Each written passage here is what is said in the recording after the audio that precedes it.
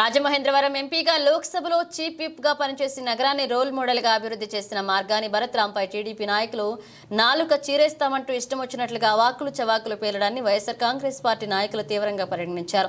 వారికి దమ్ముంటే మార్గాన్ని టచ్ చేసి చూడాలని, వారి శరీరంలో అన్ని అవయవాలు చీరేసి ఎండేస్తామని వైఎస్ఆర్సీపీ సీనియర్ నాయకుడు కడలి వెంకటేశ్వరరావు సవాల్ విసిరారు. తప్పు చేస్తే చట్టం, కోర్టులు, ఎన్నికలు ఉన్నాయని వాటి ద్వారా విచారణ చేసి శిక్ష విధించేలాగా తప్ప ఈ విధంగా మాట్లాడడం సరికాదన్నారు. ది రాజమండ్రి ప్రెస్ క్లబ్లో గురువారం జరిగిన మీడియా సమావేశంలో ఆయన మాట్లాడుతూ వైసీపీ నాయకులు గాజులు తోడుక్కుని కూర్చోలేదని కూటమి నాయకులు గుర్తుపెట్టుకోవాలన్నారు.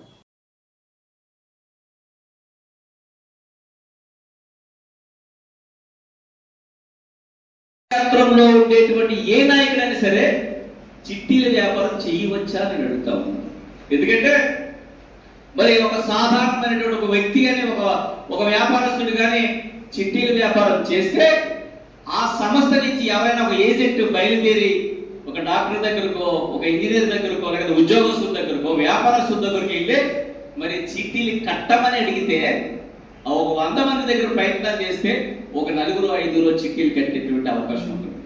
అదేవిధంగా మరి స్థానిక శాసనసభ్యుడు, రాజకీయవాది, ఎమ్మెల్యే అయినటువంటి ఆ వ్యక్తి ఇక్కడ చిట్టీలు వ్యాపారం చేస్తే మరి ఆ సంస్థ నుంచి ఎవరైనా ఒక ఏజెంట్ వెళ్ళి ఒక డాక్టర్ దగ్గరకో, వ్యాపారస్తుల దగ్గరకో వెళ్తే మరి వాళ్ళని ఖచ్చితంగా చిట్టీలు చేయండి అని డిమాండ్ చేస్తే పాపం ఆ వ్యక్తులు కానీ, డాక్టర్లు కానీ, ఆ ఉద్యోగస్తులు కానీ భయపడిపోయేటువంటి అవకాశం ఉంటుంది. ఎందుకంటే ఒక శాసనసభ్యుడు, ఒక ఎమ్మెల్యే చిట్టీలు కట్టమని అడిగినప్పుడు మరి ఖచ్చితంగా కట్టనంటే ఎక్కడ ఏమొస్తుందో అనేటువంటి ఒక భయంతో చిట్టీలు కట్టేటువంటి అవకాశం ఉంటుంది.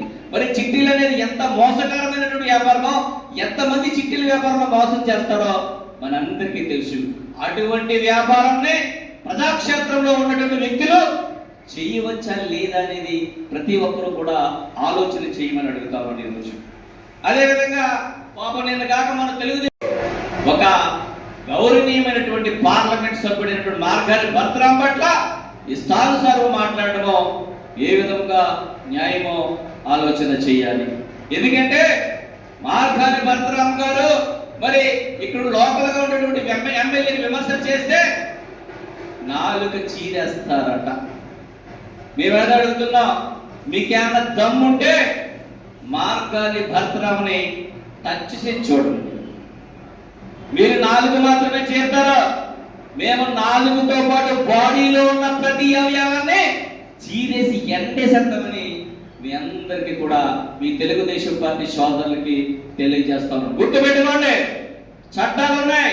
ఇదే ఎంపీ భరత్ రాం తప్పు చేసి ఉంటే కోర్టులు ఉన్నాయి, న్యాయస్థానాలు ఉన్నాయి, చట్టాలు ఉన్నాయి, పోలీస్ స్టేషన్లు ఉన్నాయి, ప్రజా తీర్పులు ఇచ్చే ఎన్నికలు ఉన్నాయి.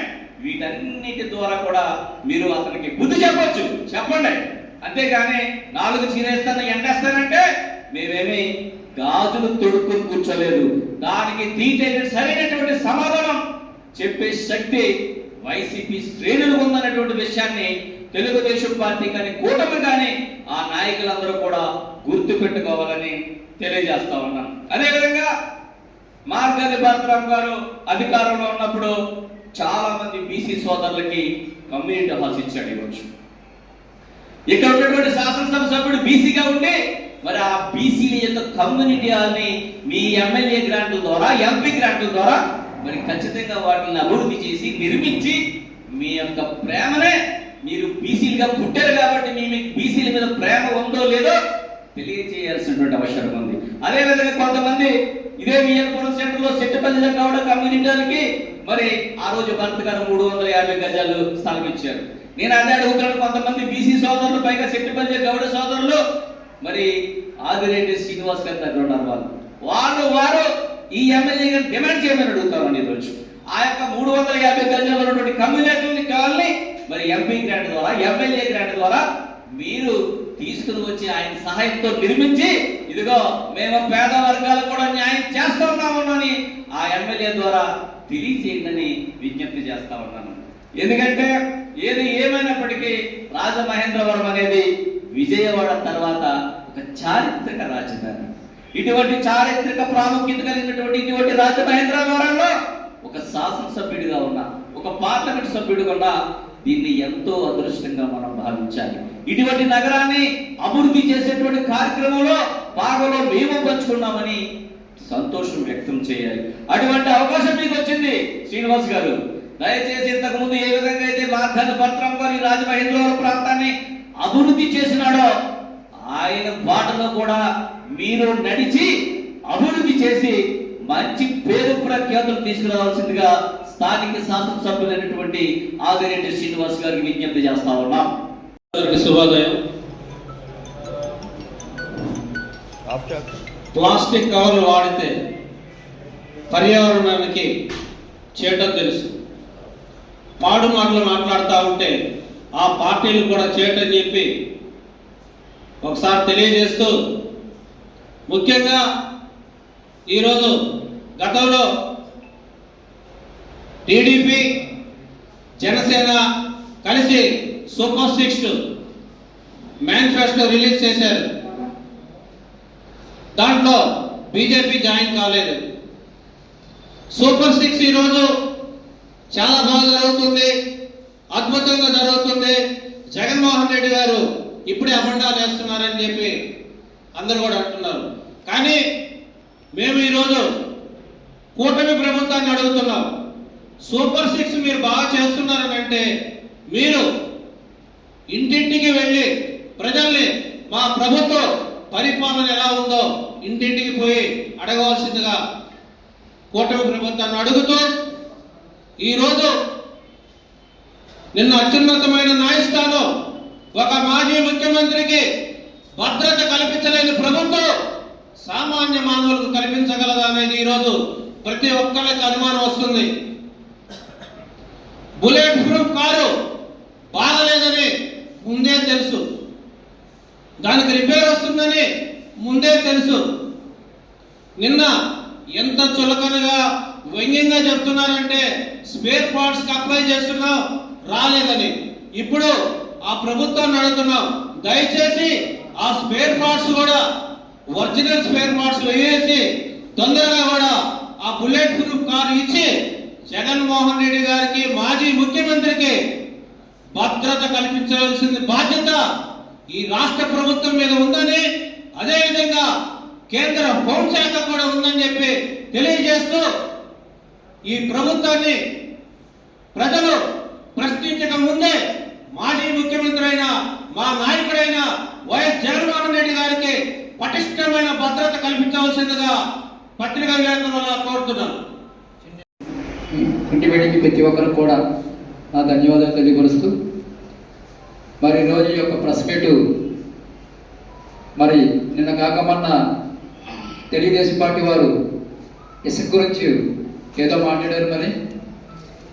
మరి ఆ మాట్లాడినందుకు మరి తప్పు ఎవరిదో ఒక్క ఎవరిదో అనేది తెలుసుకొని మాట్లాడాలి ముందు. కానీ ఎందుకంటే రాజమహేంద్రవరంలోని మన లాలా చెరువు దోడితే చాలు మన తిరుపతి కొండ సైజ్ చేశారు ఇసుకంతా కూడా. మన ఇక్కడ మరి ఆ ఇసుకంతా కూడా ఎంత స్కామ్ చేశారో జనాలందరూ కూడా తెలుసు. మరి ఈరోజు చంద్రబాబు నాయుడు గారు చెప్తున్నారు ఫ్రీ ఇసుక ఫ్రీ ఇసుక ఫ్రీ ఇసుక అనేసి. మరి చాలా మంది ప్రజలందరూ కూడా ఫ్రీ ఇసుక వస్తుందో డబ్బులు తీసుకుంటున్నారు అన్నది ఒక్కసారి మీరు కూడా జనాల్లోకి వెళ్తే తెలుస్తుంది. ముందుగా తెలుసుకోవాల్సింది ఏంటంటే మన శాసనసభ్యుడు ఆదిరెడ్డి వాసు గారు తెలుసుకోవాలి. ఎందుకంటే ఇసుక ఫ్రీ ఫ్రీ ఫ్రీ అంటారు. ఇసుక ఎక్కడ ఫ్రీ ఇస్తున్నారు? ఇసుక ఇంచుమించుగా సుమారుగా ఒక్కొక్క లారీకి 13,000-18,000 కూడా వసూలు చేస్తున్నారు. కావాలంటే మీకు రుజువు చేస్తాం, కావాలంటే మీకు తీసుకునే వాళ్ళు కూడా ఇక్కడ ఉన్నారు కొన్ని మంది. కానీ ఒకటి మీరు తెలుసుకోవాల్సింది ఏంటంటే మెయిన్ ఇంపార్టెంట్గా మన ప్రెస్ మీట్లోని మరి మాట్లాడుతున్నారు. ప్రెస్ మీట్లో ఎవరు దాసిని ప్రసాద్ గారు కానీ ఇంకా ఇతరులందరూ కూడా వచ్చి మాట్లాడుతున్నారు.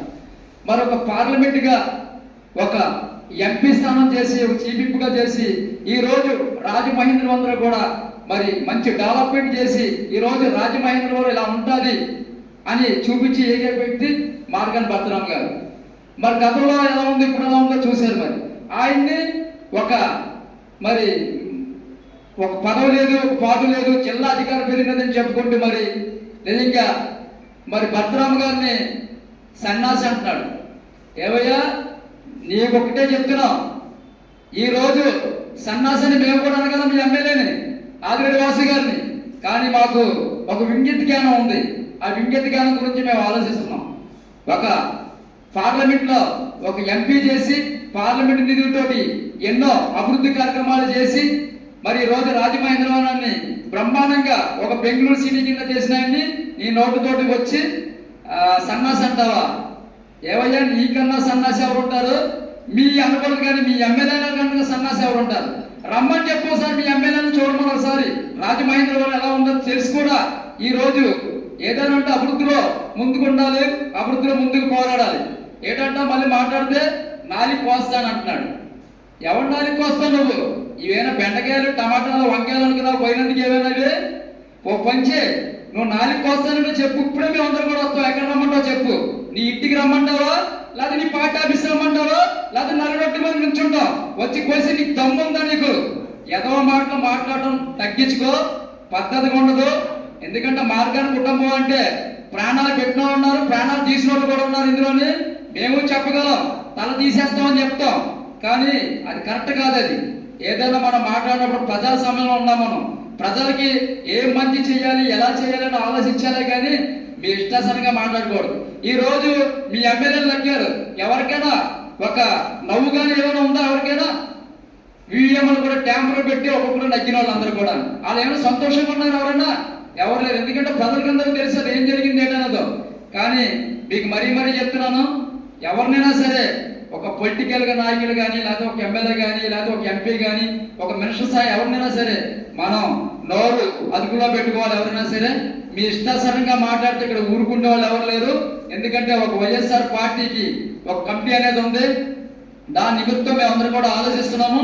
అదే భర్తరామ గారు కానీ, జగన్మోహన్ రెడ్డి గారు ఒక్కసారి కానీ అంటే చాలు, మీరు ఇంట్లో కూడా ఎవరు కూడా తిరగలేరు. మీరు అధికార పార్టీ ఉన్నా సరే మీ ఇంట్లో ఎవరు కూడా తిరగలేరు. మీరు దయ్యించి ఆలోచించుకోండి. మీరు ఇందాక అంటున్నారు, ఎవరో దాసి ప్రసాద్ గారు నాలుగు కోసేస్తానన్నా. అవును, కోసేస్తారు మీరు నాలుగు. ఎందుకంటే మీ వెనకతలో బ్లేడ్ బ్యాచ్, గంజీ బ్యాచ్ ఉంది కాబట్టి వీళ్ళందరితో కూడా నాలుగులన్నీ కూడా కోసి చేస్తారు. ప్రజలందరూ కూడా చూస్తున్నారు. వెనకతలో బ్లేడ్ బ్యాచ్ ఎవరికి ఉందో, గంజీ బ్యాచ్ ఎవరికి ఉందో అనేసి ప్రతి ఒక్కరు కూడా చూస్తున్నారు అందరూ కూడా. మరి మీరు ఈ డైలాగులు మానుకోండి. ఎందుకంటే ఒక ఎంపీ స్థానం, ఒక పార్లమెంట్ లో కూర్చున్నాయండి. నీ ఇష్టాసనంగా నువ్వు నోటుకు వచ్చినట్టు మాట్లాడితే ఖబర్దార్. మరీ చెప్తున్నావు ప్రసాద్, మళ్ళీ నీ ఇంటి మొత్తం ముట్టిచ్చేస్తా. మొత్తం అంతా కూడా వైఎస్ఆర్ పార్టీ అందరూ కూడా వచ్చి, కార్యకర్తలు, అభిమానులు అందరూ కూడా వచ్చి దయించి మార్గాన్ని కుటుంబం జోలికి వెళ్తే ఖబర్దార్. మరీ చెప్తున్నాం, మీకేమైనా ఉంటే పార్టీ తరఫున మాట్లాడుకోండి. వ్యక్తిగతంగా మాట్లాడినా సరే ఎవరైనా సరే మేమెవరూ సహాయం చేయమని మరి కోరుతున్నాం. దేనికి భయపడేది లేదు. నీతికి నిజాయితీగా వైఎస్ఆర్ పార్టీ పనిచేసింది. కార్యకర్తలుగా మేమందరూ కూడా చేశాము. మరి పెద్దలు ఆదిరెడ్డి అప్పారావు గారు కానీ, ఆదిరెడ్డి వాసు గారు అంటే మాకు గౌరవం ఉంది. దయించి ఇలాంటి చించగాలు పెట్టుకొని మీరు ఇలాంటి మాట్లాడితే మీకున్న స్థాయి తగ్గిపోతుందని మరీ చెప్తున్నా సందర్భంగా ప్రెస్ మీట్ లో.